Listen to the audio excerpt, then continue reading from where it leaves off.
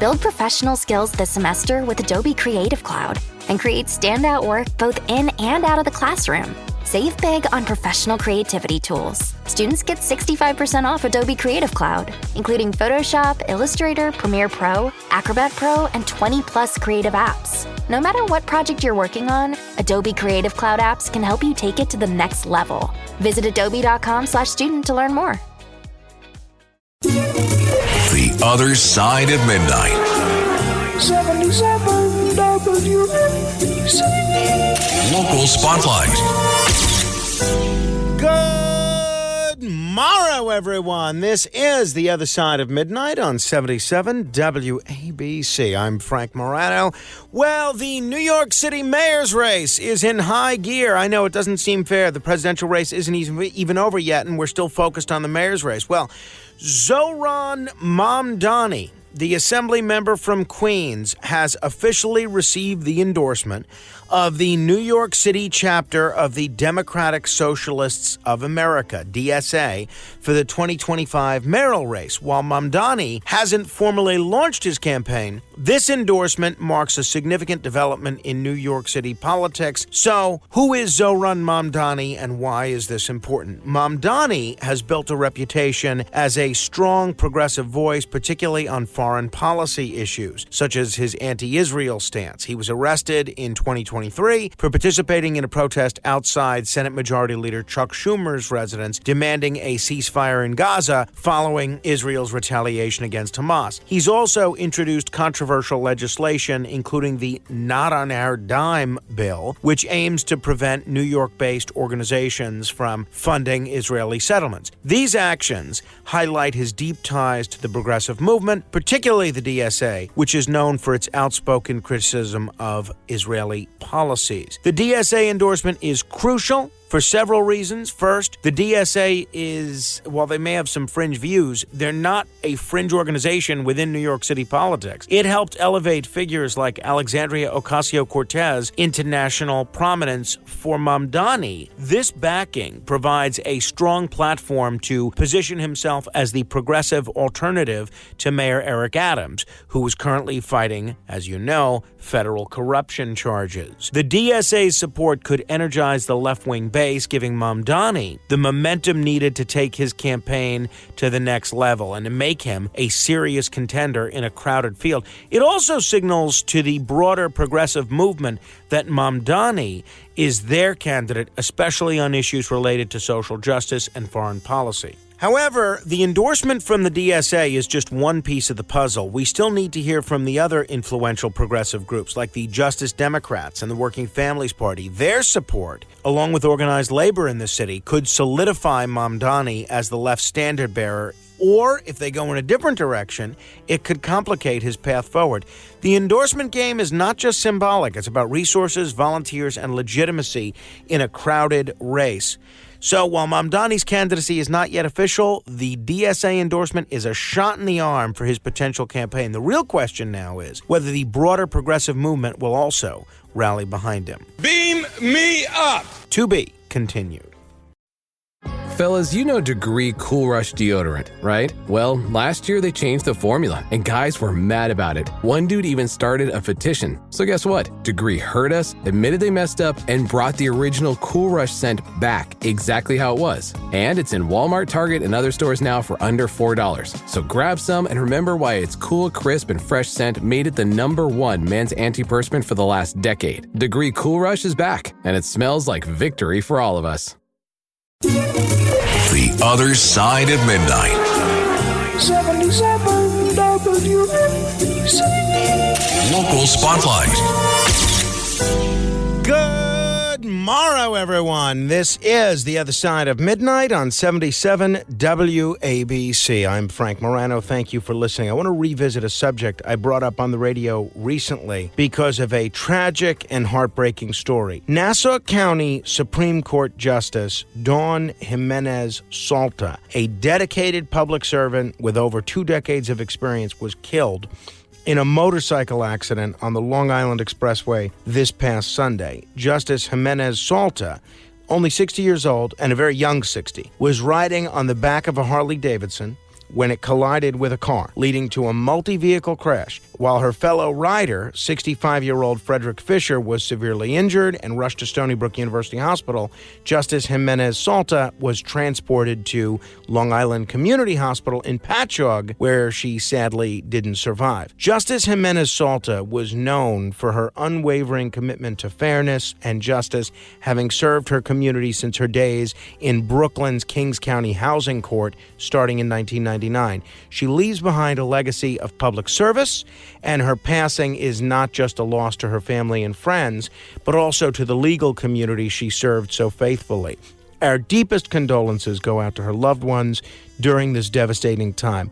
But beyond the sadness, this tragedy also highlights the inherent risks of motorcycles. Justice Jimenez Salta's accident is a stark reminder that while motorcycles may offer freedom and exhilaration, they also come with significant danger. In fact, motorcycle accidents are disproportionately deadly.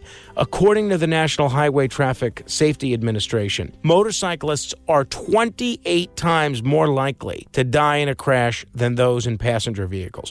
Even experienced riders are vulnerable to the unpredictability of the road and the actions of other drivers. A second motorcycle accident occurred on the same stretch of road shortly after the one that killed Judge Jimenez. It's not uncommon for certain roads, especially highways, to be particularly hazardous for motorcyclists. Even with the most protective gear, the risks of serious injury or death in a motorcycle accident are far higher than in a car crash. I realize that for a lot of people, riding motorcycles is not just a mode of transportation, but a passion and a lifestyle. However, as much as the thrill and sense of freedom are appealing, the dangers just can't be ignored. If it were up to me, I wouldn't want to ride in one.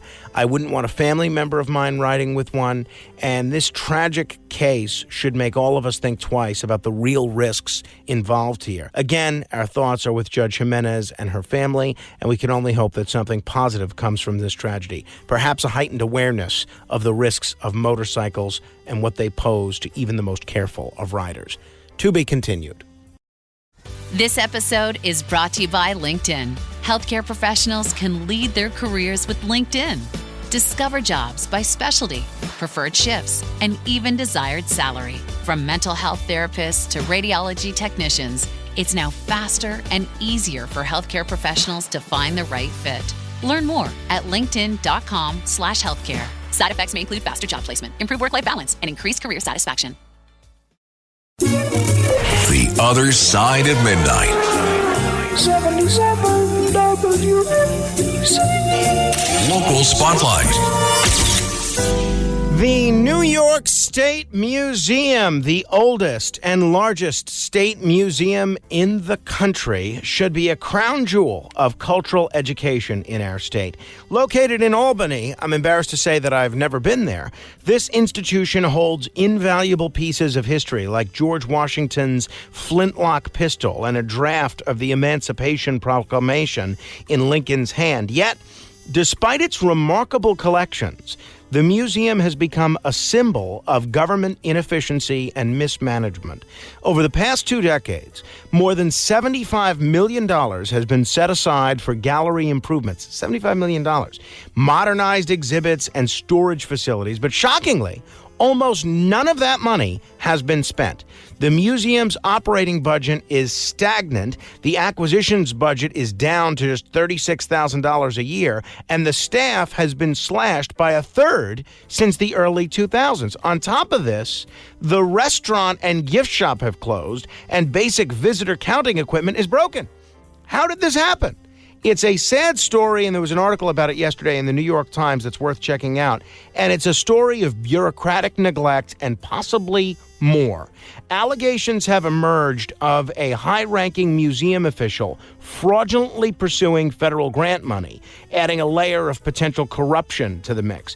The state is investigating, but the reality remains. This museum, which once welcomed over 1 million visitors annually, now struggles to stay relevant and functional. Some might ask whether this is all just the result of incompetence. How can a museum with millions of dollars in allocated funds fail to make basic upgrades for more than 2 decades. Others might wonder if the problem is inefficiency, a bloated government structure that simply can't move quickly. But with allegations of fraud swirling, we also have to consider the possibility of overt and complete corruption.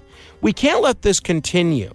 The New York State Museum represents an incredible opportunity to educate, inspire, and engage. They're 2 hours north of New York City, the cultural capital of the world. Why can't we have a state museum that reflects that whole vibrancy? There are clear steps that need to be taken to get the museum back on the right track, transparency about how funds are spent, a serious investigation into any potential wrongdoing, and renewed commitment from our state government. Albany lawmakers secured the Capitol. Now it's time to perform. We need to hold officials accountable for using these resources to restore and revitalize this institution. The New York State Museum can and should be a cultural beacon for our state. We owe it to ourselves and future generations to make sure it reaches its full potential. Beam me up! To be continued. Home means something different to everyone. But with Rocket Mortgage, home can mean even more. It can mean a college education, taming your high-interest debt, even a renovation. We've made it easier than ever to use your home equity. That home you worked so hard for, now it can work hard for you. Call 800-4ROCKET or visit rocket.com to find out more. Rocket Mortgage, LLC, licensed in all 50 states, NMLSconsumeraccess.org, number 3030. The Other Side of Midnight. 77 WABC. Local Spotlight. When New York City Mayor Eric Adams was indicted, I said right here on radio that proving a bribery charge against him would be tough. Now, experts are confirming that analysis with recent U.S. Supreme Court rulings suggesting that the legal bar for proving public corruption has become quite high. You see, in recent years, the Supreme Court has been very skeptical of federal corruption cases. They've consistently ruled that while certain behaviors may be unethical or distasteful, they don't necessarily rise to the level of criminal conduct. The line between politics and crime is fine, but legally speaking, it's there, and it's significant. At the core of Adams's case is a bribery charge, which prosecutors allege involves favors exchanged for official actions with Turkish nationals. But here's where things get tricky for the prosecution. Under federal law, proving bribery requires a clear quid pro quo, something given in exchange for a specific official action. In recent cases, the Supreme Court has been reluctant to criminalize vague or generalized favors, signaling that a direct, immediate connection between the favor and the official act is required. Carrie Cohen, a former Southern District prosecutor turned defense attorney, highlighted this point during a panel discussion hosted by Vital City and Columbia Journalism School. Cohen explained that the Supreme Court's decisions have made it clear that behavior we may dislike in our politicians isn't necessarily illegal. This puts the prosecution in a tough position. They'll have to prove not just that Adams's actions were unsavory, but that they crossed a clear legal line. It's important to note that the type of alleged bribery scheme Adams is involved in, where favors are exchanged as opportunities arise, hasn't been fully tested before the Supreme Court. This means it's unclear how the court would handle such a case, but the defense can certainly argue that Adams's actions don't meet the strict legal criteria for bribery. Of course, while Adams may find legal comfort in recent Supreme Court rulings, the political fallout is a different story. As panelist Tom Robbins pointed out, the web of investigations around Adams has created a cloud over City Hall. Even if Adams avoids a conviction, the political damage could be severe. At the end of the day, there's a difference between being unethical and being guilty of a federal crime, and that distinction could be Adams's saving grace in court. But legally dodging the charges may not be enough to restore his standing as mayor. As I mentioned the night the indictment came down, proving this bribery charge will be anything but easy. The question is whether the political toll has already been too great. Beam me up! To be continued.